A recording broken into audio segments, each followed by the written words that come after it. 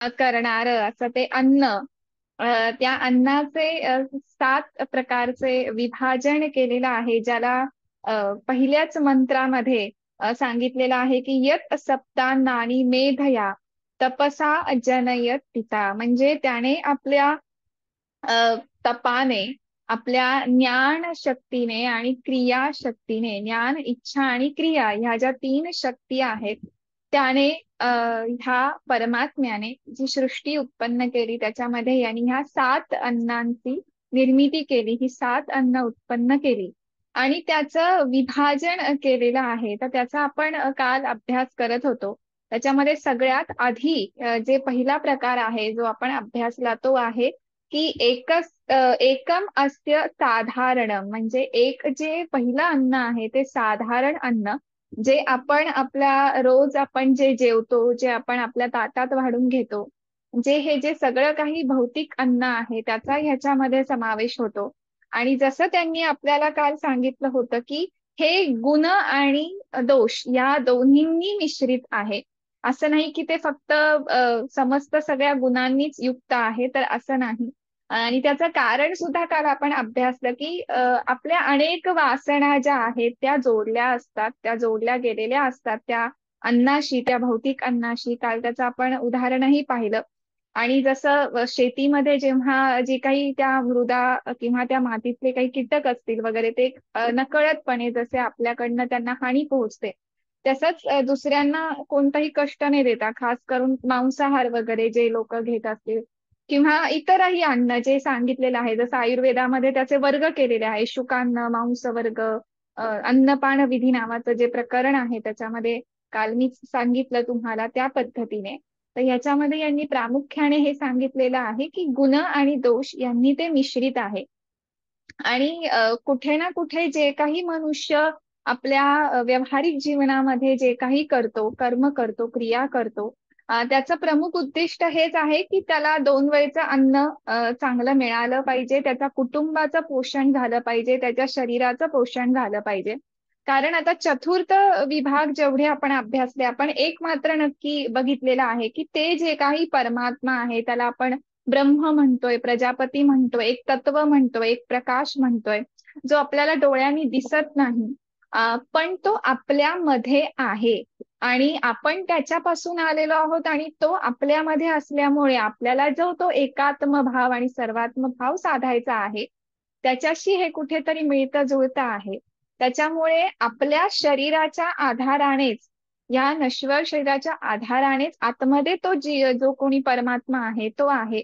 त्याच्यामुळे या शरीराचं भरण पोषण करणं अत्यंत गरजेचं आहे. आणि त्याच्यासाठी आवश्यक जे आहे ते साधारण भौतिक अन्न, हा पहिला प्रकार जे सगळ्या प्राणी मात्रांसाठी आणि सगळ्यांसाठी त्याने हे केलं. मग त्याच्यामध्ये काल आपण अभ्यासलं की ज्या गृहस्थ आहेत, त्यांनी कोणी आलं त्यांच्या घरी, अतिथी सत्कार केला पाहिजे, अन्नदान केलं पाहिजे. अनेक असे नियम सांगितले आहेत की त्याचे त्याग नाही केला पाहिजे, त्याची निंदा कधी नाही केली पाहिजे. नेहमी स्वयंपाक करताना किंवा तुम्ही जे काही अन्न शिजवत असाल ते करताना तुमचं मन चांगलं असलं पाहिजे. तुम्ही ज्या मनाने, ज्या विचाराने ते अन्न बनवाल ते त्याच्यात उतरतं, आणि हे अगदी सत्य आहे. बऱ्याच वेळा असं होतं की आपण घाई गडबडीत बनवतो आणि त्याची चव एकदम वेगळी असते. ह्याच्या उलट जेव्हा आपण अत्यंत व्यवस्थित, सावकाश, आनंदाने बनवतो, तेव्हा त्याची चव वेगळी असते. तर आहार शुद्धौ सत्व शुद्धी, हे जे वैदिक वचन आहे, त्याचं इथे महत्व हेच, हे जे इथे सांगितलेलं आहे की गुण आणि दोष मिश्रित, त्याच्यामध्येच हे यांनी असं वर्णन केलेलं आहे. आणि त्याच्यामध्ये आपण अजून एक असंही पाहिलं की जे काही गुणदोष म्हणजे मनुष्यांचं जे काही पाप असेल, जे काही कर्म असतील, ते सुद्धा त्याच्यामध्ये भागीदार होतात. जसं कोणाचंही अन्न आपण हिरावून घेऊ नये. कोणाचंही आपण असं, कोणाचं अन्न कोणी खातंय आणि त्याच्याविषयी आपण जी वासना वगैरे करतो, तर त्या सगळ्या गोष्टी ह्याच्याशी जोडल्या गेलेल्या असतात आणि ह्या आजच्या आपल्या वर्तमान स्थितीत सुद्धा आपल्याला अनुभवास येतात. तर हे पहिल्या प्रकारचं साधारण अन्न जे आहे ते आपण पाहिलं. त्याच्यानंतर मग जे दुसरा आणि तिसरा भाग होता, त्याच्यामध्ये त्या कर्त्याने, सृष्टीकर्त्याने द्वे देवान अभाजयत, म्हणजे 2 प्रकारची जी अन्न आहे ती देवतांसाठी त्याने राखून ठेवली किंवा ती देवतांना दिली. तर त्याच्यामध्ये सगळ्यात आधी एक होतं हूत आणि एक होतं प्रहूत. या दोन्हीमध्ये काय फरक आहे ते मी तुम्हाला काल सांगितलं, की हूत म्हणजे काय, जे गृहस्थ लोक असतात, जसं अग्निहोत्र किंवा अग्न्याधी जी कर्म व्हायची पूर्वीच्या काळात, तर त्याच्यामध्ये जी आहुती दिली जायची. जसं आज आपण नैवेद्य दाखवतो किंवा अ, जे काही आपण घरात जेवण बनवतो, जे काही स्वयंपाक करतो, जे काही अन्न पदार्थ आपण बनवतो, त्याच्यातला काही भाग आपण देवाला समर्पित करतो. मग ते काही लोक थोडासा भाग ताटाच्या खाली काढून ठेवतात, काही लोक नमस्कार करतात, काही लोक ताटाभोवती पाणी फिरवतात, काही लोक देवाला ते दाखवतात नैवेद्य म्हणून. तर आजच्या वर्तमान ह्याच्यामध्ये आपल्या जीवनशैलीनं अनुसरून आपण ह्या गोष्टी करतो.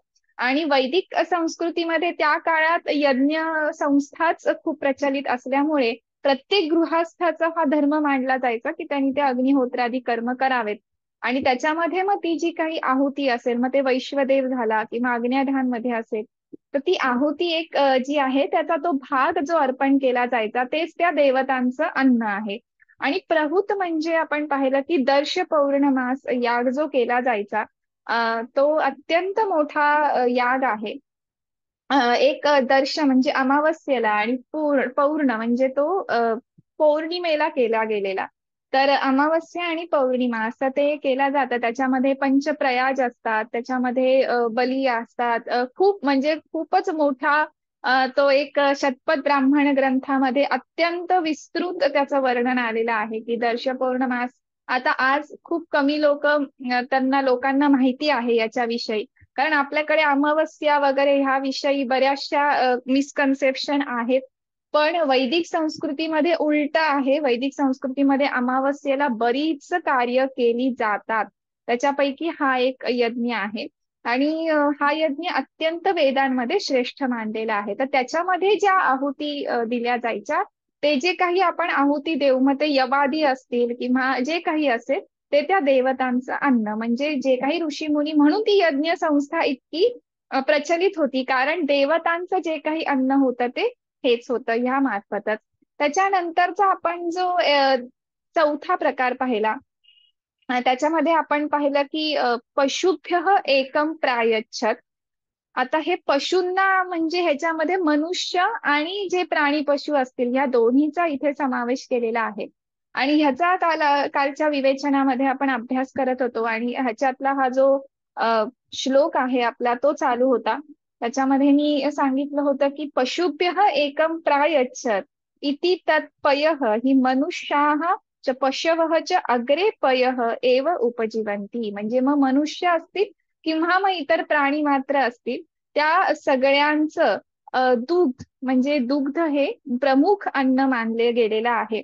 सगळ्यात प्रारंभीचं म्हणजे जेव्हा एखादा मनुष्य किंवा पशु जन्माला येतो, तेव्हा सगळ्यात आधी म्हणजे आता मनुष्याचं जर झालं तर त्या बाळाला सगळ्यात आधी आईचं दूध, हा त्याचा जवळजवळ 6-7 महिन्यांपर्यंत त्याचं हे प्रमुख मांडलंय. त्याच्यानंतर आपण अन्नप्राशन संस्कार वगैरे करतो. साधारण 6व्या महिन्यानंतर अन्नप्राशन संस्कार करावा असं लिहिलेलं आहे. बरेच जण काही जण आता आपापल्या सोयीनुसार करतात, काही जण त्या बाळाची प्रकृती वगैरे आता डॉक्टर जसं सांगतील तसं. तर हे जे काही अन्नप्राशन आहे त्याच्यामध्ये सुद्धा वेगवेगळ्या प्रकारचं अन्न जे आहे ते त्या शिशूला हे केलं जातं. पण त्याच्या आधीपर्यंत म्हणजे जोपर्यंत तो चांगलं अन्न चावून त्याची सगळे दात येऊन खाऊ शकत नाही, तोपर्यंत तो अवलंबून असतो, तो त्याच्या आईच्या दुधावर अवलंबून असतो. आणि त्या आईच्या दुधामध्ये जे पोषक घटक असतात त्याने त्याच्या शरीराचं पोषण होतं. आणि दुसरं म्हणजे हे जे सगळे प्राणी मात्र आहेत, मग ती अगदी गाईचं वासरू जरी आपण घेतलं तरी कोणताही गवळी जो असतो त्या गाईचं दूध काढण्याआधी त्या वासराला आधी त्याचं हे केलं जातं, म्हणजे तो आधी त्या गाईचं दूध प्राशन करतो आणि मग तो जो कोणी असेल तो गवळी त्या गाईचं दूध काढतो. म्हणजे प्राणी मात्र असतील किंवा मनुष्य प्राणी असतील, यांचं सगळ्यात म्हणजे जन्मल्या जन्मल्या ते थोडे ज्ञानी होऊपर्यंत, थोडे सज्ञान होऊपर्यंत, थोडं त्यांना कळूपर्यंत ह्या ज्या गोष्टी असतात अतृणात, असा जो काल उल्लेख आपण पाहिला की जे गवत सुद्धा खाऊ शकत नाहीत, म्हणजे जन्मल्या जन्मल्या वासराला कधी गवत वगैरे काही दिलं जात नाही, बरेच काळ त्याला तो सुद्धा त्याच्या आईच्या दुधावरच अवलंबून असतो. तर हे जे आरंभीचं जन्मल्या जन्मल्या किंवा या सृष्टीमध्ये आपण जेव्हा येतो तेव्हा त्या आरंभीचं अन्न जे मानले गेलेलं आहे ते दुग्ध मानलेलं आहे. आता ह्याच्यामध्ये अजून त्यांनी एक सुंदर उल्लेख असा केला आहे या मंत्रामध्ये की तस्मात जातम कुमारम अग्रे घृतम वै प्रतिलेहयंती वा स्तनम अनुधापयंती वा. जसं मी काल तुम्हाला सांगितलं की जन्मलेल्या नुकत्याच जन्मलेल्या मुलाला तूप चाटवतात अशी ती पद्धत होती. आता आज काही लोक मध चाटवतात, पण खरी वैदिक पद्धतीनुसार तर त्याला तूप चाटवलं पाहिजे. ते सुद्धा शुद्ध गाईचं तूप. आणि ते तूप चाटवण्याची जी पद्धत होती त्याचा आता इथे उल्लेख का केलेला आहे त्याचे दोन एक विशेष महत्व आहे. एक म्हणजे घृत जे आहे ते दुधापासूनच तयार होतं. म्हणजे इथे याला कार्यकारण भाव असं म्हणतात. दार्शनिक भाषेमध्ये सांगायचं झालं, संस्कृतची जी दर्शन भाषा असते त्याला अनुसरून जर सांगायचं झालं तर हा कार्यकारण भाव आहे. म्हणजे घृत हे दुधापासूनच तयार होत असल्यामुळे त्या घृतामध्ये सुद्धा त्या दुधाचा अंश आहे. तर त्याच्यामुळे तेही याच्यामध्ये त्यांनी प्रमुख अन्न म्हणजे प्रमुख हा जो एक पशुभ्य आणि मनुष्यांना दिलेला आहे त्याच्यामध्ये घृताचाही समावेश होतो. आता हे जे दुग्ध आहे याला का बरं इतकं महत्व दिलं गेलेलं आहे? कारण आपण आधी जसं पाहिलं की साधारण अन्न जे आपण खातो पितो त्याच्यामध्ये सुद्धा आपण ताकाचा समावेश असतो. आपल्या रोजच्या आहारामध्ये लोणी तूप आपण करतोच. म्हणजे ते आपण कुठे ना कुठे आपल्या ताटात वाढलेल्या भौतिक अन्नांपैकीच एक आहे. पण तरीही यांनी वेगळं त्या सृष्टीकर्त्यांनी वेगळा त्याचा उल्लेख का केलेला आहे? तर ह्याचा आता दोन्ही दृष्टिकोनातून आपण समजून घेण्याचा प्रयत्न करू. एक आपण आता बघूया की यज्ञीय संस्था ज्या होत्या वैदिक संस्कृतीला अनुसरून, तर त्याच्यासाठी इथं महत्व ह्याच्यासाठी आहे की पूर्वी जे याग केले जायचे जसं एक संवत्सर याग म्हणून आहे. काल मी सांगितलं तुम्हाला की इथे मंत्रामध्येच त्याचा उल्लेख केलेला आहे की पयसा संवत्सरं जुह्वत पुनर्मृत्युम अपजयति इति यत इदम आहुः तत् तथा न विद्यात यथा यत अहह एव जुहोती. म्हणजे काय तर एक संवत्सर नावाचा याग केला जायचा आणि संवत्सर यागामध्ये 360 आहुती असतात. आता मला नाही माहिती कुठे इथे केला जातो की नाही. इथे आत्ता मध्ये काशीला एक याग झाला होता, तो संवत्सर याग नव्हता पण आहुती बऱ्याच तिथे सुद्धा दिल्या गेल्या होत्या. नवरात्रामध्ये आता इथे एक मोठा याग झाला होता ज्याच्यामध्ये सगळ्या महिला समाविष्ट होत्या. गायत्री याग होता तो. आणि बरीच दूरदूरवरनं स्त्रिया आलेल्या होत्या. अगदी नॉर्मल ज्या आपल्या दैनंदिन ह्याच्यातून वेळ काढून त्या आलेल्या होत्या. तर तो एक गायत्री याग केला होता. त्याच्यामध्ये सुद्धा वेगवेगळ्या प्रकारच्या आहुती आणि जवळजवळ 4 दिवस तो याग चालला होता. तर आता ह्याच प्रकारे इथे वैदिक संस्कृतीमध्ये किंवा त्या काळामध्ये एक संवत्सर याग केला जायचा. त्याच्यामध्ये ज्या 360 आहुती दिल्या जायच्या त्याच्यामध्ये सगळ्यात महत्वाची जी आहुती होती ती दुधाची आहुती होती. आणि जो कोणी दुधाची आहुती त्या यागामध्ये देतो एकाच दिवशी त्या आहुतीला म्हणजे जेव्हा तो दुधाची आहुती देईल तेव्हा तो पुनर्मृत्यूला जिंकतो. म्हणजे पुनरपी जनरम पुनरपी मरणम ह्या चक्रामध्ये तो न गुंतता तो मोक्ष प्राप्ती करतो किंवा तो मुक्त होतो असं त्यांनी म्हटलेलं आहे. पण ह्या दिवशी म्हणजे ज्या दिवशी संवत्सर याग असेल त्या दिवशीच जर तो करत असेल ती आहुती तर त्यांनी असं विशेष करून सांगितलेलं आहे. आणि जो असं जाणतो ज्याला हे माहिती आहे की दुधाची आहुती जर मी त्या यागामध्ये समर्पित केली त्या दिवशी तर त्याचं काय फळ मिळणार आहे हे त्याला ज्याला माहितीये तो सगळ्या आपल्या भोग्य वस्तू त्या देवांना समर्पित करतो. म्हणजे क्रमाक्रमाने तो त्या सगळ्यांपासून मुक्त होतो. आता ह्याला दोन गोष्टींनी घेता येतं. एक म्हणजे कसं की गोधन म्हणजे ज्या काही गायी होत्या त्या अत्यंत पूर्वी श्रीमंत जे लक्षण जे होतं आज आपल्याकडे नोटांच्या बंडलावरनं आपण ठरवतो अर्थव्यवस्था मग सगळ्या देशांची अगदी काही असू. पण पूर्वीच्या काळी जे आहे ते वित्त संपत्ती म्हणजे गाय समजली जायची. असं म्हणायचे की जे आपण आज म्हणतो की बाबा गायीच्या पोटात 33 कोटी देवांचं इतकं हे असतं सामर्थ्य असतं असं तसं ती अत्यंत पवित्र मानली गेलेली आहे. तर त्याचं महत्व वैदिक काळापासून आहे. ज्याच्याकडे सगळ्यात जास्त गायी तो अत्यंत श्रीमंत कारण ह्याच गायीपासून जे दुग्ध प्राप्त व्हायचं, जे घृत, त्या दुधाचं जे घृत तयार केलं जायचं तेच त्या यज्ञांमध्ये वापरलं जायचं. शिवाय जेव्हा यज्ञ केला जायचा तेव्हा दान म्हणून सुद्धा गोधन केलं जायचं.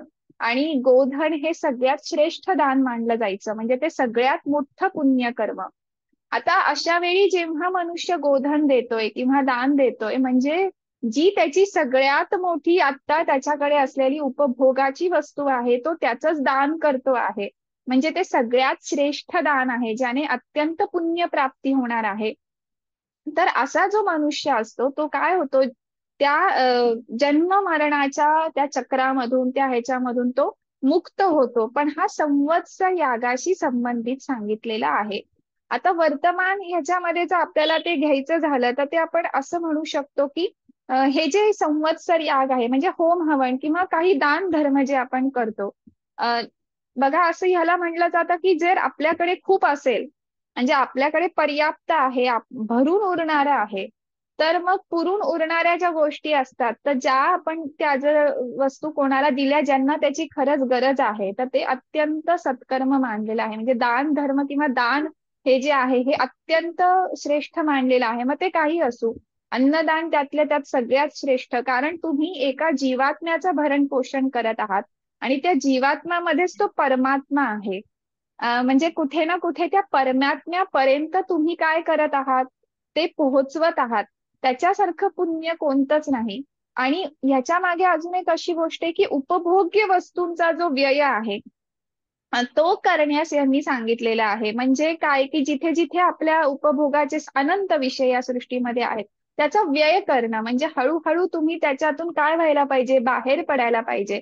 आणि बाहेर पडण्यासाठी तुमच्या आधी ही सगळ्यात महत्वाची ही क्रिया आहे की तुम्ही बाहेर पडायचं. म्हणजे काय की ती जी वस्तू बाबा आता माझ्या उपयोगाची नाहीये, मी आता ही वापरली पण आता ही दुसऱ्या कोणाला तरी उपयोगी येऊ शकते, तर ती त्या मनुष्याला देणं किंवा त्याचा तशा पद्धतीने हे करणं, म्हणजे त्या उपभोगाची जी तृष्णा आहे ती कमी कमी करत जाणे.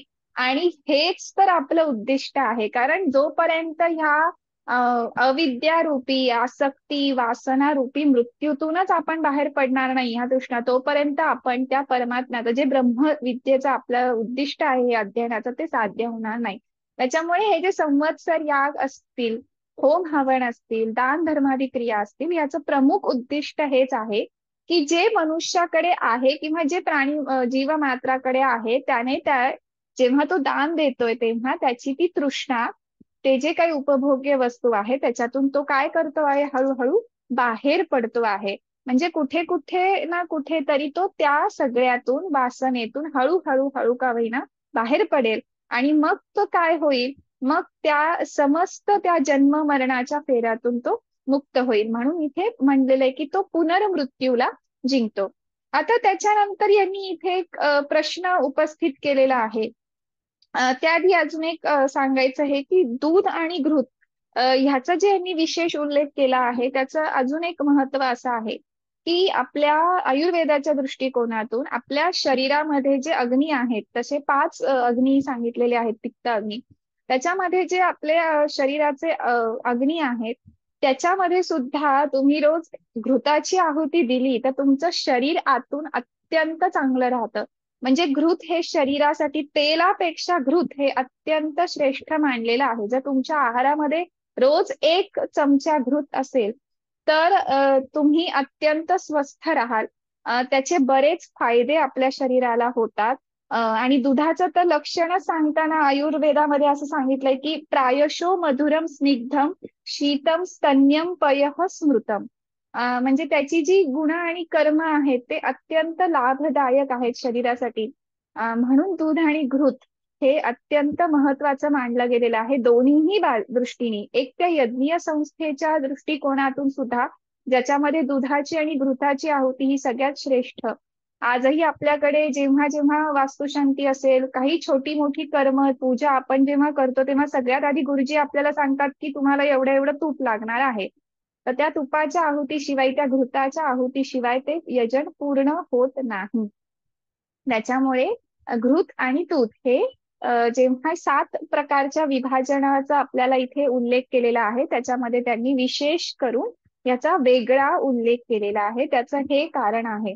आणि हे जे दूध आहे किंवा हे घृत आहे, हे वीर्य म्हणजे बलाच्या वृद्धीसाठी चांगलं असतं, बुद्धीच्या वृद्धीसाठी पुष्टी करणारं आहे, थकवा दूर करणारा आहे. म्हणजे कुठे ना कुठे आयुर्वेदामध्ये जो नंतर अभ्यास केला गेला त्याचा पाया वैदिक संस्कृतीपासूनच सुरू झालेला आहे. कारण ज्यांनी आयुर्वेदाची रचना केली त्या सगळ्या अग्निवेश वगैरे ते सगळे ऋषी जे होते ते ह्या सगळ्या वेदांचे तेवढेच अभ्यासक होते.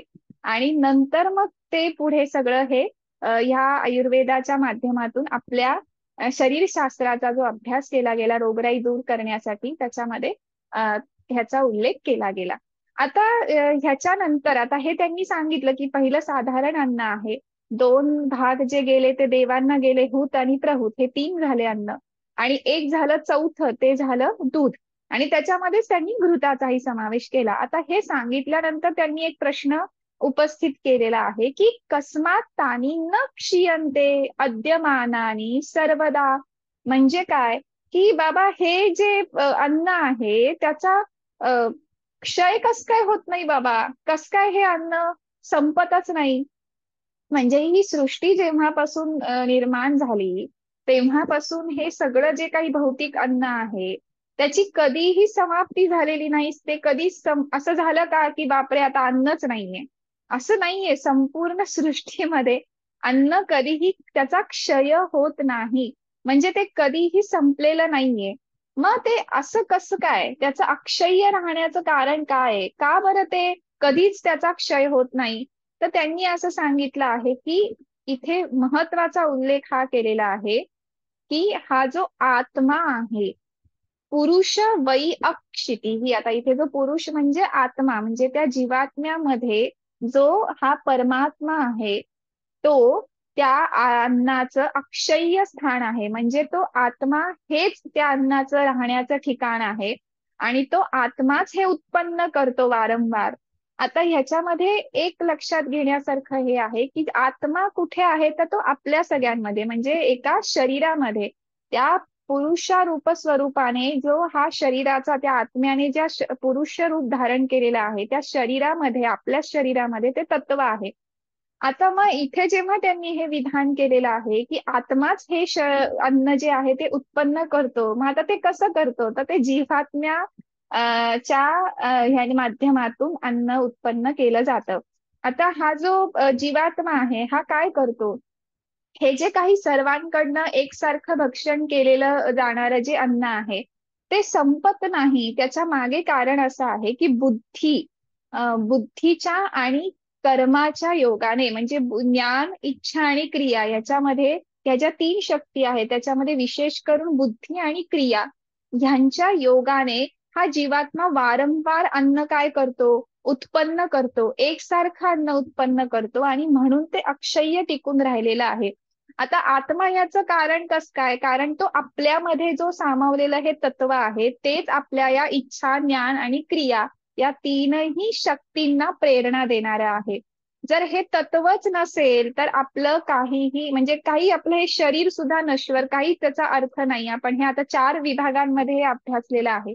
तर हा जो आत्मा आहे हा ज्या शरीराच्या आधाराने, ज्या जीवात्म्याच्या आधाराने इथे आहे, तर तो जीवात्माच हे अन्न काय करतो, उत्पन्न करतो. जसं आता आपण साधं उदाहरण घेतलं तर आपण जे अन्न खातो, गहू, तांदूळ, ज्वारी, बाजरी, जे काही आपले कडधान्य असतील, हे रोजचं आपलं दैनंदिन व्यवहारात सगळं जे काही अन्न आहे. आता एखाद्या शेतकऱ्याने जर ठरवलं की आता मला म्हणजे सगळ्या शेतकऱ्यांनी उद्या ठरवलं की मला शेतीच करायची नाही आम्हाला, तर आपण सगळे उपाशी राहू. पण हा शेतकरी किंवा ज्यांचा तो व्यवसाय आहे, मग ती पशुपालन असेल, शेतकरी असेल, जे जे त्यांच्या अनुसरून, तर आता सृष्टीमध्ये अन्नाची समाप्ती का होत नाही, कारण आपल्याकडे जे आता हंगाम असतात, जसं रब्बी हंगामात एक विशिष्ट प्रकारचं पीक घेतलं जातं, खरीप हंगामात एक विशिष्ट प्रकारचं पीक घेतलं जातं, तो सुद्धा एक प्रकारचं ते शास्त्र आहे. पण ही क्रिया वारंवार सातत्याने वर्षानुवर्ष वर्षानुवर्ष युगनयुग चालत राहिलेली आहे. मग आता आपण असं म्हणू शकतो की हे जे सगळं काही अन्न, म्हणजे आपण जी प्रेरणा आपल्याकडे आहे ही अन्न उत्पन्न करण्याची किंवा अन्न निर्माण करण्याची, तो प्रेरणा देणारा तो आत्माच आहे. जर त्याने ती प्रेरणा दिलीच नसती तर आपण ही कोणतीही इच्छा ज्ञान क्रिया या कोणत्याही शक्तीच्या योगाने हे काहीही करू शकलो नसतो. म्हणून इथे त्यांनी असं विधान केलेलं आहे की आत्मा हेच अक्षय्य राहण्याचं त्याचं स्थान आहे आणि तोच हे सगळं उत्पन्न करतो, म्हणजे जीवात्म्याच्या आधाराने, त्याच्या माध्यमातून. आणि जसं त्यांनी अजून एक इथे पुढे असं म्हणलेलं आहे की यह वै ताम अक्षितीम अक्षितीम वेद इति पुरुषः वै अक्षितिः हि सह इदम अन्नम धिया धिया कर्मभिः जनयते. सह अन्नम अति प्रतीकेन इति मुखम वै प्रतीकम मुखेन एतत् इति सह देवान् अपि गच्छति सह ऊर्जम उपजीवती इति प्रशंसा वर्तते.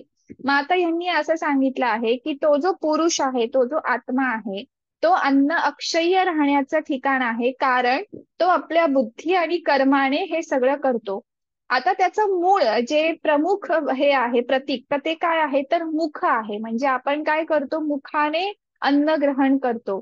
तर त्याने आपल्यासाठी एक बनवून घेतलं की बाबा जो कोणी जीवात्मा असेल तो माझ्यापर्यंत ते सगळं पोहोचवेल, तर ते मुख हे काय झालं त्याचं प्रतीक झालं, किंवा तो अन्न ज्याने भक्षण करतो ते प्रमुख मानलेलं आहे ते आहे मुख.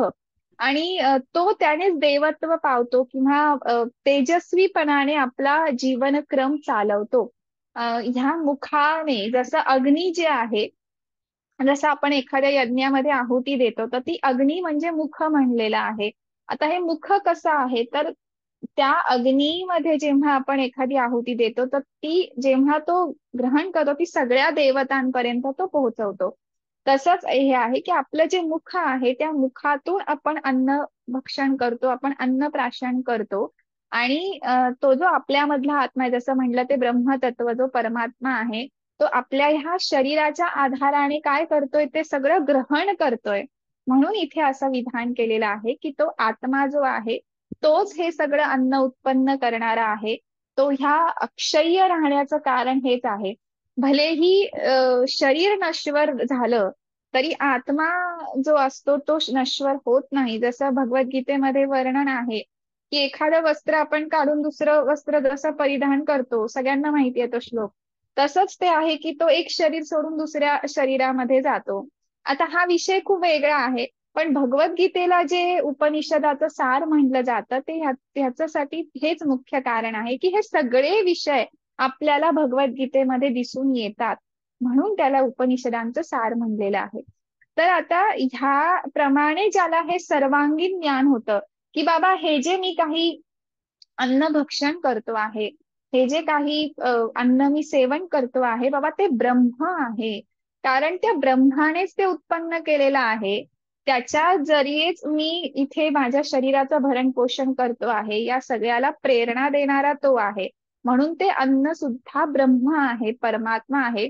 म्हणून त्याच्याकडे आपल्याला बघताना नेहमी आदराने बघणं, त्याची निंदा न करणं, नेहमी चांगल्या मनाने ते ग्रहण करणं, हे अत्यंत महत्वाचं आहे. स्मृती ग्रंथांमध्ये तर असंही सांगितलेलं आहे की कोणालाही आपलं उष्ट अन्न कधी खाऊ घालू नये, कोणाचं उष्ट अन्न आपण सेवन करू नये. कधीही काही शिळं तुमच्या घरात राहिलं असेल, काही असेल, तर ते तुम्ही बाबा आता उरलं आणि कोणाला तरी खाऊ घातलं असंही करू नये, कारण त्या जीवात्म्यामध्ये सुद्धा तो परमात्मा आहे. मग तुम्ही जर असं करत असाल, कोणाला जाणून बुजून काही देत असाल असं, तर तेही करू नये, कारण जो ते खाणारा आहे तो कुठे ना कुठे तुम्ही त्याच्या आतमधल्या त्या ह्यालाच देणार आहात, ती सगळी त्यालाच जाणार आहे. तर हे असं सगळं सांगितलेलं असल्यामुळे पूर्वीच्या काळी वैदिक संस्कृतीमध्ये अत्यंत लोक हे सगळं पाळणारे होते, म्हणून त्यांचं आरोग्य अत्यंत सुदृढ होतं, अत्यंत निरोगी होतं. आणि सगळ्यात महत्वाचं म्हणजे ऋतुचर्या आणि दिनचर्या ह्या दोन्ही गोष्टी त्यांच्या दैनंदिन जीवनक्रमामध्ये होत्या. ऋतू, आता कोणता ऋतू आहे आणि त्या ऋतूला अनुसरून मी कोणता आहार ग्रहण केला पाहिजे. दिनचर्या म्हणजे सकाळी ब्रह्ममुहूर्तावर उठल्यापासून सगळ्या योग साधनादी क्रिया करत, म्हणजे त्या काळी काही जिम वगैरे नव्हते, पण योग हे त्यांचं प्रमुख साधन होतं, जे अष्टांग योग सांगितलेलं आहे. आणि त्यांची ती दिनचर्या सुद्धा म्हणजे श्रीकृष्णाची सुद्धा दिनचर्या पुराणामध्ये आहे. जर कोणी अभ्यास केला असेल, कोणी भागवत पुराण ऐकलं असेल, विष्णू पुराण, तर श्रीकृष्णाची सुद्धा दिनचर्या सापडते. तर हे जे सगळे लोक होते अगदी द्वापार युगापर्यंत, पितामह भीष्मापर्यंत जरी आपण म्हणलं, तरी ही सगळी जी लोक होती ती अत्यंत ह्या सगळ्याचं पालन करणारी होती. म्हणून शकुनी सुद्धा दुर्योधनाला महाभारतामध्ये उपदेश करतो. जेव्हा पांडवांना तो वनवासात पाठवतो, तेव्हा जेव्हा ऋषीमुनी वगैरे येत असतात, तर तेव्हा दुर्योधन म्हणतो, हे काय यांना आले की खाऊ घालायचं, आले की खाऊ घालायचं, इतका काय? तर शकुनी म्हणतो, नाही, ह्या ऋषीमुनींना किंवा या अतिथींचा सत्कार केल्याने, कारण ह्यांना दुसऱ्या कशाचीही अपेक्षा नसते, तुम्ही संपत्ती द्या शेता, त्याला काही यांना लागत नाही, तुम्ही त्यांचा अतिथी म्हणून आदर सत्कार करावा, त्यांना नमस्कार करावा आणि त्यांना भरपूर म्हणजे पोटभर तुम्ही त्यांना जेवू घाला, हेच त्यांच्यासाठी पर्याप्त आहे. आणि अशी ती ऋषीमुनींची सेवा करणं हे अत्यंत श्रेष्ठ आहे. म्हणजे शकुनी दुर्योधनाला सांगतो की नाही बाबा तू भाड, म्हणजे तो दुःशासन दुर्योधन सगळ्यांना ते पात्र वाढायला लावतो, त्या सगळ्या ऋषीमुनींना जेवायला घालायला सांगतो दुर्योधनाला, म्हणजे अन्नदान करायला सांगतो. म्हणजे जो कपटकारस्थानाने वागणारा शकुनी आहे त्याला सुद्धा हे माहिती होतं. याच्यानंतर असंख्य अशी उदाहरणं आढळतात, जसं युधिष्ठिराचा जो यज्ञ झाला, राजसूय यज्ञ, सगळे जेवायला जेवण सगळ्यांचं झाल्यानंतर सगळ्या ऋषीमुनींचं, ती जी पत्रावळी किंवा जे आपण म्हणतो की जेवण झाल्यानंतर जे ताट आहे ते उचलण्याचं काम श्रीकृष्णाने स्वतःकडे घेतलं होतं. म्हणजे आपण जे आज खरकटं काढणं म्हणतो किंवा ताटं उचलणं म्हणतो, तर ते ताटं उचलण्याचं काम सुद्धा श्रीकृष्णाने घेतलं होतं. इतकं त्याचं श्रेष्ठ महत्व आहे, कारण त्या अन्नाकडे बघताना ब्रह्म म्हणून बघितलं जायचं. आणि म्हणून ते म्हणजे 4 दिवस, एक दिवस आपण उपवास केला तर दुसऱ्या दिवशी सकाळी आधी काही नाही पण आपल्या पोटामध्ये भूक लागते. भरण पोषण आपल्या शरीराचं सगळं काही त्याच्यावर अवलंबून आहे. आणि त्याच्यामुळे ह्याला इतक्या मोठ्या व्यापक दृष्टीने उपनिषदामध्ये त्याचा अभ्यास केला गेलेला आहे. म्हणजे फक्त बृहदारण्यक उपनिषदामध्येच नाही, छांदोग्योपनिषदाचा जर तुम्ही पाहिलं तर संपूर्ण छांदोग्योपनिषदामध्ये असंख्य जेवढे विषय आहेत ते सगळे अन्नाशी संबंधित आहेत. मग ते आपले षड्रस असतील, वैश्वानर अग्नीपासून ते 5 प्रकारच्या अग्नी, 5 प्रकारचे प्राण, त्याच्यानंतर प्रश्नोपनिषदामध्ये, ऐतरेयोपनिषदामध्ये अन्न रचनेचा विचार केलेला गेलेला आहे. असंख्य म्हणजे जेवढी उपनिषद आहेत, तुम्हाला सगळ्या उपनिषदांमध्ये अन्नाचा विषय अत्यंत व्यापक आणि दोन्ही दृष्टीने, म्हणजे फक्त पारमार्थिक आणि आध्यात्मिक दृष्टीने नाही, तर व्यावहारिक दृष्टीने सुद्धा, वैज्ञानिक दृष्ट्या आयुर्वेदाला अनुसरून असा अभ्यास केलेला दिसून येतो. त्याच्यामुळे हा विषय इतका महत्वाचा आहे. आता त्याच्यानंतरचा जो पुढचा, आता आपल्याला आपले अन्न राहिले. आता आपले 4 अन्न आपण बघितले, एक जे साधारण अन्न, दुसरं जे हूत आणि प्रहूत, तिसरं जे आपण पाहिलं दुग्ध आणि घृत. आता अशी ती 4 अन्न झाली. आता 4 अन्नानंतर राहिलेली जी 3 अन्न आहेत, कारण 7 प्रकारचं विभाजन झालं, त्याच्यामध्ये आता ही जी 3 अन्न उरली तर ती कोणती आहेत? तर त्रीणी आत्मने अकुरुतः इति मनः वाचं प्राणं तानि आत्मने अकुरुत अन्यत्र मनाः अभुवं न अदर्शम् अन्यत्र मनाः अभुवं न अश्रौषम् इति मनसा एव पश्यति मनसा हि शृणोति. तर आता हा जो विषय आहे हा अत्यंत वेगळा विषय आहे. कारण आपल्या दृष्टीस किंवा आपल्याला माहिती असलेलं अन्न म्हणजे जे आपण खातो ते, पण आता उपनिषदामध्ये ह्या 3 प्रकारची जी अन्न आहेत, म्हणजे मन, वाणी आणि प्राण, ही सुद्धा 3 अन्न आहेत. ही 7 प्रकारची जी विभाजन झालं त्याच्यामध्ये ही 3 अन्नाचं विभाजन झालं. आणि हे जे 3ही प्रकार आहेत त्या जीवात्म्याकरिता उत्पन्न केली गेली, पण त्या परमात्म्याने ती स्वतः करिता ठेवलेली आहेत. म्हणजे ह्या 3 अन्नाशी परमात्मा सगळ्यात जास्त जोडला गेलेला आहे, किंवा त्याने ते स्वतः करिता ठेवली असं त्यांनी म्हणलेलं आहे. जे म्हणलेलं आहे की त्रीणी आत्मने कुरुत, म्हणजे मन, वाणी आणि प्राण ही तीच 3 अन्ने जी त्या जीवात्म्याकरिता उत्पन्न केली गेली आहेत. आणि ह्याचं कारण आत्माने म्हणण्याचं इथे आहे की त्यांनी स्वतःसाठी राखून ठेवली, म्हणजे काय, त्या जीवात्म्याच्या आधारे. तर आता हे जे मन, वाणी आणि प्राण, बाबा हे कस काय अन्न असू शकतात? ह्यांना का बरं अन्न असं म्हणलेलं आहे, तर त्याचा आता इथून पुढे सगळं विश्लेषण सुरू होत आहे. आता जसं आपलं मन आहे, आता कधी कधी काय होतं बघा, की आपण एखादं काहीतरी पाहतोय, काहीतरी आपल्यासोबत दोन चार व्यक्ती आहेत आणि त्यांची चर्चा चालू आहे, आपण पण त्या चर्चेमध्ये बसलेलो आहोत आणि आपण कुठेतरी बघतो आहे, पण आपलं मनात विचार वेगळेच चाललेले असतात. म्हणजे आपण फक्त बघतोय, पण प्रत्यक्ष आपण बघत नसतो, आपलं चित्त कुठेतरी दुसरीकडेच असतं. तर इथे असाच सेम इथे त्यांनी असं सांगितलं आहे, की हे जे माझं मन दुसरीकडे होतं, मला दिसलंच नाही किंवा मला काही ऐकूच आलं नाही. असं कधी कधी होतं, की अच्छा काय म्हणत होता तुम्ही? मी सॉरी, माझं लक्ष नव्हतं. हे जे आपण म्हणतो, तर ह्याचं कारण आहे मन. आपलं जे मन असतं, म्हणजे आता इथे सांगण्याचा प्रयत्न हा केलेला आहे, की बाह्य आणि अंतर. जसं आपण स्थूल आणि सूक्ष्म असे दोन शरीर म्हणतो, आमच्या वेदांत दर्शनामध्ये ह्याला फार मोठा अभ्यास केला जातो, की एक तुमचं स्थूल शरीर आहे आणि एक तुमचं सूक्ष्म शरीर आहे. तर त्याचप्रमाणे बाह्य तुमचे जे काही व्यापार आहेत ते आणि अंतर व्यापार जे काही आहेत ते. तर हे जे काही अंतर व्यापार आंतरक्रिया चालतात त्याच्याशी संबंधित ह्या गोष्टी आहेत. तर त्याच्यामध्ये सगळ्यात आधी येतं मन. तर असं मनुष्यास नेहमी अनुभवास येतं असं त्यांनी सांगितलं आहे, की मनुष्य मनानी पाहतो आणि मनानीच ऐकतो. आता हे कसं शक्य आहे? कारण चक्षुनी तो पाहतो. चक्षु हे दृष्टीसाठीच आहेत. पण प्रेरणा देणारं मन आहे. पण चक्षुनी पाहतो आहे, पण चित्त दुसरीकडेच आहे, असंही आपल्याला अनुभवास येतं. म्हणून कधी कधी चार पाच लोक काहीतरी आपल्याला सांगतायत, जसं मी म्हटलं त्या चर्चेमध्ये पण आहोत, पण आपलं लक्ष नसतं तिथे. कोणी जर आपल्याला म्हटलं, अहो तुम्ही ऐकलं का? अच्छा अच्छा, काय म्हणलात तुम्ही? असं आपण म्हणतो. तर त्याचं कारणच असं आहे, की कधी कधी प्रत्येक मनुष्यास हे अनुभवास येतं, की डोळ्यांनी पाहतो तर आहे, पण त्याचं लक्ष तिथे नाही. मग हे झालं बाह्य दृष्टी, म्हणजे जे आपण बाह्य विषयांचं ग्रहण करत आहोत, त्या सगळ्या बाह्य विषयांचं ग्रहण झालं. पण त्याचा अंतर्भाव जो केला जातो, जे आपण केलं तर ते मनाच्या द्वारे केलं जातं. म्हणून ही जी तीन प्रमुख अन्न जीवात्म्यासाठी उत्पन्न केली गेली, त्याचं हे मुख्य कारण आहे. आता ह्याच्यामध्ये अजून त्यांनी पुढे असं सांगितलं आहे, की का बरं याचं एवढं महत्व आहे. तर जे काही आपल्या काम असतात, म्हणजे इच्छा असतात, आपले संकल्प असतात, जे काही आपले विचार असतात, आपल्या आसक्ती, आपल्या वासना, सगळं जे काही आहे, किंवा धारणा शक्ती असेल, बुद्धी, आसक्ती बुद्धी असेल, अ, लज्जा लौकिक असेल, किंवा सत विवेक असेल, भीती असेल, हे सगळं जे काही आहे ते सगळं मनच आहे. जे आपल्याला भीती वाटते ती मनापासून वाटते, प्रेम वाटतं ते मनापासून वाटतं, राग येतो तो मनापासून येतो. सगळं जे काही आपलं आहे ते मनावर अवलंबून आहे.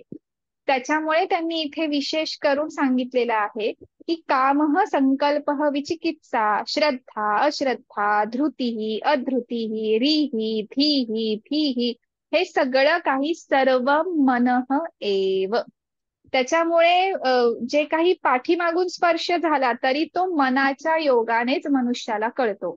आता ह्याचं प्रमुख कारण सांगण्याचं असं आहे, की मन, बुद्धी, अहंकार, हे जे आहेत, म्हणजे सांख्य दर्शनामध्ये असेल किंवा वेदांत दर्शनामध्ये मन, बुद्धी, चित्त आणि अहंकार ह्या चौघांनी मिळून अंतःकरण बनलेलं आहे असं म्हणलं जातं. तर खास करून विशेष मन आणि बुद्धी हे अंतःकरणाचं सगळ्यात मुख्य हे आहे. तर त्याच्यामधलं हे जे मन आहे, इच्छा आणि संकल्प, आपलं इच्छा आणि संकल्प हे सगळे मनावर अवलंबून असतात. आता इच्छा आणि संकल्प मध्ये काय फरक आहे? तर इच्छा म्हणजे काय, की एखाद्या साधनांचा आपण काय करतो, विचार करतो, की बाबा अच्छा हे मला हवंय, आणि ते मिळवण्यासाठी जी क्रिया करतो किंवा आपण आता करू इच्छितो ते प्रयत्न, ते झाले संकल्प. असा तो इच्छा आणि संकल्पामध्ये फरक आहे. आणि त्याच्यासाठी क्रियाशक्ती आणि जी इच्छा शक्ती लागते त्याच्यामध्ये दोन्हीच्या ह्याच्यामध्ये मन आणि बुद्धी हे विशेष आहे. म्हणजे मन, बुद्धी, चित्त, अहंकार हे अंतःकरण म्हणलं जातं. आणि आता आपण आता पाहिलं, की त्या हृदयामध्ये जो तो एक अंतःकरणाचा जी काही एक तो भाग आहे त्याच्यामध्ये ते तत्व सामावलेलं आहे. ते परमात्मा त्या ह्या सगळ्याला प्रेरणा देणारा आहे. तर मनालाही तोच प्रेरणा देणारा आहे. पण जीवात्म्याकरिता विशेष करून ह्यांनी ही तीन अन्न बनवली आहेत. त्याचं कारणच असं आहे की ज्या काही आपल्या हे बाह्य सगळ्या गोष्टी झाल्या, म्हणजे आपण डोळ्यांनी पाहिलं ते बाह्य दृश्य झालं, पण आपला जो आतला आवाज असतो, कधी कधी आपण स्वतःशी, माणूस दुसऱ्यांशी जेवढा नाही बोलणार तेवढा स्वतःशी बोलतो. झोपण्याच्या आधी सुद्धा असं होतच नाही की आपण झोपलो आणि असं होत नाही. मग सतत आपल्या मनामध्ये विचार चालू असतात. आपलं मन अत्यंत बोलकं आहे, जेवढं आपली मुखातून सुद्धा ते शब्द बाहेर पडत नाहीत. तर ह्याचं कारण हेच आहे की बाह्य आणि अंतर अशा दोन दृष्टींनी त्यांनी ह्या अन्नांचा अभ्यास सांगितलेला आहे. त्याच्यामुळे जे काही तुमच्या इच्छाशक्ती असतील, तुमचे मन, संकल्प, तुमच्या धारणा, तुमच्या धृती, ह्या सगळ्या जे काही आहेत त्या सगळ्या मनाशी संबंधित आहेत आणि ते सगळं काही मनच आहे. त्याच्यामुळे इथे विशेष करून यांनी अन्न हे जे सांगितलेलं आहे आपल्याला, पाचव्या प्रकारचं अन्न ते आहे मन. आणि ते जीवात्म्याकरिता उत्पन्न केलेली ही मनं आहेत. ह्याचा 3 स्तराने अभ्यास केला जातो. जसं आधिभौतिक मध्ये जे सर्वसाधारण अन्न आहे ते झालं, आधिदैविक मध्ये जे हूत आणि प्रहूत आले ते, आणि आता ही तीनही आध्यात्मिक अन्न आहेत. म्हणून ह्याचा विचार जो केला गेलेला आहे तो थोडा व्यापक आहे. अत्यंत छान विषय आहे हा, कारण खूप लोकांना माहितीच नाहीये की बाबा खरंच अन्नाचा असाही विचार केला जाऊ शकतो की ह्यालाही अन्न म्हणलेलं आहे. कारण आपल्याला आत्ता बृहदारण्यकाचा उपनिषदाचा अभ्यास जेव्हा सुरू केला आपण, तेव्हा आपल्याला कळालं की सृष्टीकर्त्याची भक्षणाची मृत्यूरूपी जी इच्छा होती ती भक्षण, ती क्षुधा शांत करण्यासाठी ही सगळी सृष्टी त्याने त्याची क्षुधा शांत करण्यासाठी उत्पन्न केली. म्हणजे आपण सगळेच एक प्रकारचे त्या सगळ्या भोग्य आणि ह्याचा विषय झालेलो आहोत. तर तसंच हे आहे की अन्नाचा सुद्धा ह्या दृष्टीने विचार जो आपल्याला बघायला मिळतो, तो फक्त ह्या अभ्यासातून बघायला मिळतो. कारण इतर कुठेही आज आपण अनेक डायटिशियन, न्यूट्रिशियन, आज तर लोक युट्यूबला बरेचसे व्हिडिओ पण येतात, रील्स येतात. त्याच्यामध्ये बऱ्याच लोकांना बोलवलं जातं, पॉडकास्टमध्ये सांगितलं जातं तुम्ही असा घ्या, तसा घ्या, आहार घ्या. पण तो सगळा आहार भौतिक स्तरावर सांगितला गेलेला आहे. पण त्याही व्यतिरिक्त अन्नाला याही प्रकारे अभ्यासलं जाऊ शकतं, असा विचार अभ्यासाशिवाय माहिती होत नाही. त्याच्यामुळे हा विषय अत्यंत सुंदर आहे. आज आपण मनापर्यंत पोहोचलो आहोत. पण आता मुख्य जे प्राण आणि वाणी हे जे दोन अन्न आहेत ती आपण पुढील व्याख्यानामध्ये घेणार आहोत. कारण आता हे जे आपलं ह्या संपूर्ण अध्यायाचं शेवटचं ब्राह्मण आहे, म्हणजे हे ब्राह्मण झाल्यानंतर आपला उपनिषदाचा प्रथम अध्याय पूर्णपणे संपणार आहे आणि मग आपण दुसऱ्या अध्यायाकडे जाणार आहोत. तर आपल्याला जी आता पुढच्या व्याख्यानामध्ये जो विषय आपल्याला घ्यायचा आहे तो हाच राहील, सप्त प्रकारचं अन्न विभाजन. आणि त्याच्यामध्ये आता जी आपली वाणी आणि प्राण हे कसे अन्न म्हणून त्यांनी तिथे अभ्यास केलेला आहे, किंवा का बरे यांना अन्न म्हणून संज्ञा दिलेली आहे, ह्याचा आपण आता पुढील व्याख्यानामध्ये अभ्यास करणार आहोत. त्यामुळे आज जेवढे सगळेजण उपस्थित आहेत त्यांनी कृपया पुढच्याही व्याख्यानांना उपस्थित राहा. कारण हा आपला रोजच्या वर्तमान जीवनातला विषय आहे आणि जे काही आपल्याला शिकायला मिळतंय ह्याच्यातून आणि त्याचा जर आपण अवलंब केला तर त्याचा फरक नक्कीच दिसून येईल. अगदी साधी गोष्ट आहे की आपल्याला बऱ्याच वेळा या गोष्टी माहिती असतात, म्हणजे कळतं पण वळत नाही. पण जेव्हा आपण ह्या दृष्टीने त्यांच्याकडे बघायला सुरुवात करतो, म्हणजे आपल्याला एक वेगळा दृष्टिकोन जेव्हा एखाद्या गोष्टीच्या अभ्यासासाठी मिळतो, तेव्हा कुठे ना कुठे नकळतपणे ती क्रिया करताना आपल्याला ते आठवतं. आता समजा कोणी आज जेवण केलं आणि नंतर त्याला आठवलं की आज तर आपण हे ऐकलं होतं बरं का, निदान काही नाही करता आलं तरी जेवण झालं निदान नमस्कार करून तरी उठावं, त्यात सरून तरी मारावं की बाबा तुझ्यामुळे आमचं भरण पोषण झालं आमच्या शरीराचं. निदान ताटाला नमस्कार करून तरी आपण उठावं, एवढं तर आपण करू शकतो. तर हे कुठे ना कुठे हा अभ्यास आपल्याला आपल्या वर्तमानातील क्रियांमध्ये नकळतपणे येईल. त्याच्यामुळे हा विषय अत्यंत सुंदर आहे, पुढे अत्यंत सुंदर वर्णन आलेलं आहे. त्याच्यामुळे आज जेवढे व्याख्यानाला उपस्थित आहेत त्यांना माझी विनंती आहे की त्यांनी पुढच्याही व्याख्यानाला उपस्थित राहावं आणि जेवढ्या इतर लोकांना तुम्हाला हे पोहोचवता येईल, कारण ज्ञान दिल्याने वाढतं. तर ते जे तुम्हाला आपल्या अभ्यासातून कळतंय ते तुम्ही तुमच्या घरात, तुमच्या रिलेटिव्हजला, तुमच्या मित्र परिवारांमध्ये जर हे सांगितलं तर तुमच्याही ज्ञानामध्ये वृद्धी होईल आणि त्यांनाही काहीतरी नवीन त्याचं ज्ञान होईल. तर आज जे उपस्थित आहेत त्यांनी पुढच्याही व्याख्यानाला उपस्थित राहा. सप्त विभाजन हेच आपला विषय पुढच्या व्याख्यानामध्ये आपण घेणार आहोत. तर आजच्या हा. व्याख्यानाला मी इथेच विराम देते. कोणाचे काही प्रश्न असतील तर आपण एक 5 मिनिटं घेऊ शकतो. कोणाचे काही प्रश्न असतील किंवा वेगळ्या काही प्रतिक्रिया असतील तर तुम्ही मला मेसेज करू शकता चॅट बॉक्समध्ये किंवा ग्रुपवर पाठवू शकता. तुमचे काही अभिप्राय असतील तर तेही सांगू शकता. हा, कोणाचे काही प्रश्न आहेत का? हरिओम मॅडम. विचारू का? हा हा. जे 7 प्रकारचे अन्न होते त्यापैकी 5 अन्नांचं स्वरूप कळलं, म्हणजे स्ट्रक्चर समजलं, पण जे मन होतं ना त्याच्याबद्दल नाही कळलं. म्हणजे हे कॅटेगराईज का केलंय या प्रश्नाचं उत्तर म्हणजे कदाचित तुम्हाला अजून एक्सप्लेन करायचं असेल, पण मला हा नाही हा. कळलं आजच्या याच्यामध्ये. अच्छा, नाही, पुढील व्याख्यानामध्ये अजून आपण ते विस्तृत पाहणार आहोत. आज वेळेअभावी मी फक्त थोडासा त्याचं स्वरूप सांगितलं. ही जी 3 आध्यात्मिक अन्न आहेत त्याचा अभ्यास हा विषय वेगळा आहे. त्याच्यामुळे मी सांगितलं की पुढील व्याख्यानामध्ये आपण ते जेव्हा वाणी आणि प्राणी याला जेव्हा जोडून तो अभ्यासला जाईल तेव्हा अजून मला वाटतं सगळ्यांना त्याची चांगली क्लिअरिटी येईल. तर पुढील व्याख्यानामध्ये आपण विस्तृत त्याचं नक्की वर्णन पाहूया.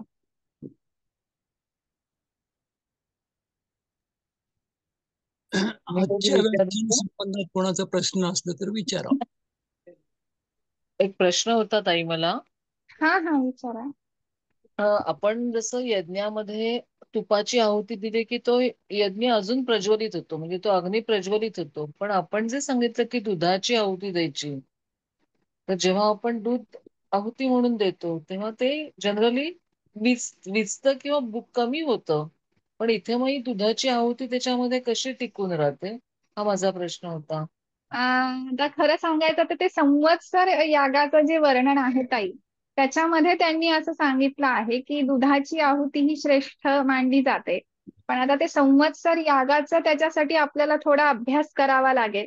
कारण आपल्याकडे पूर्णाहुतीमध्ये ते गृहीत धरलं जातं. खरं सांगायचं, जसं तुम्ही उल्लेख केला की सगळ्यात शेवटी म्हणजे सगळं झाल्यानंतर सगळ्या आहुतींचं सार म्हणून आपण ते दुग्ध देतो. म्हणजे ते महत्व तेवढंच आहे.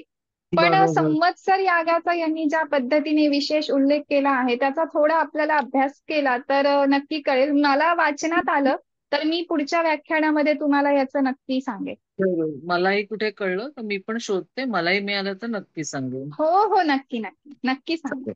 थँक्यू, खूप छान होतं. धन्यवाद. Thank you thank you. हरिओम हरिओम.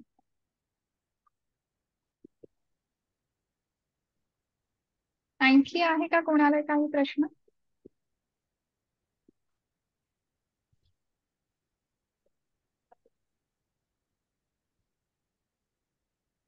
मग सर थांबायचं का आपण?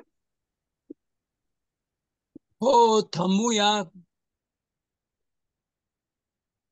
काळे सर आज नाही आहेत का? 5 मिनिटं आले होते, गेले परत. अच्छा, बर बर. ठीक.